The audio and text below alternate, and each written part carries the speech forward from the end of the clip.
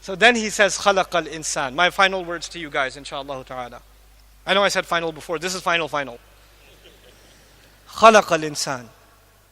You know the word insan, Ibn al-Faris argued it could be two origins. It could be nasiya, means human beings are very forgetful. Or it could be from uns, which means human beings are very loving.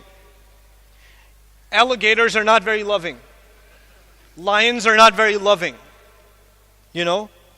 Other animals, they have some love, but not like human beings. We can even show love to other animals. We can show love to other human beings. We can show love to strangers, right? We have that ability. So we have uns in us. They are wahsh and we are uns.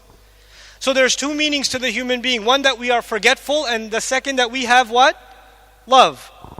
Allah chose this message perfectly for people who are forgetful. For people who are forgetful. Because when people forget, what do they need? Reminder. And one of the names of the Quran is reminder. In huwa illa dhikrun. Kalla innaha tadhkira. Wa dhakkir bil Quran man yakhafu wa'id. Quran is reminder because we are insan. So he says, I taught the Quran because you're insan. You forget, that's why I gave you a reminder. You keep forgetting, so I keep reminding you over and over again. That's why I did that. Subhanallah.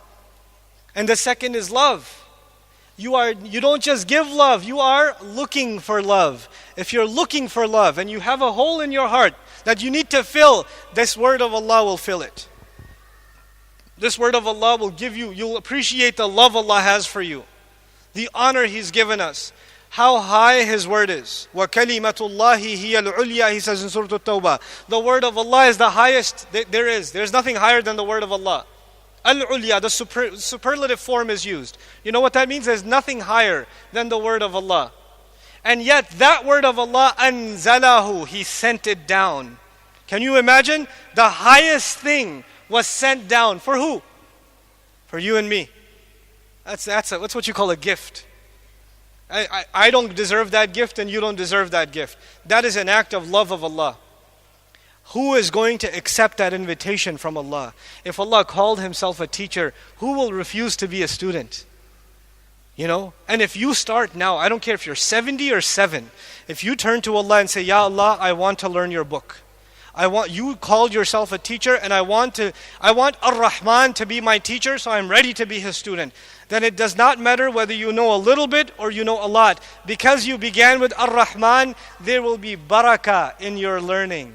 And when there's barakah in your learning, you will learn like you have never learned before. Never. You are a bad student in mathematics, you are terrible in English class, you are horrible in history class, but when you turn to Allah's book and you want to learn Arabic, which is a complicated language, it's complicated. You want to learn tafsir and tajweed and memorize.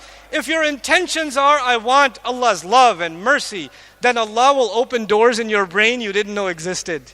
And it'll become easy for you like nothing else. You know, in college I was a terrible student. Terrible. I was a bad student. I only signed up for the courses in college that my friend took. Because he would take the notes. I slept on his shoulder for 4 years.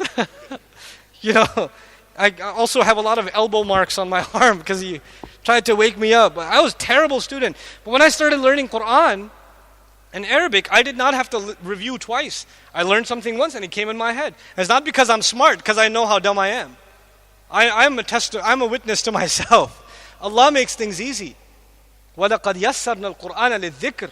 Allah makes it easy. We don't make that easy. You make the intention and Allah will make that easy for you. This is the message I want to share with all of you, really. I want you to become students of this book, students of this language. Don't be intimidated by it. Don't be intimidated by it.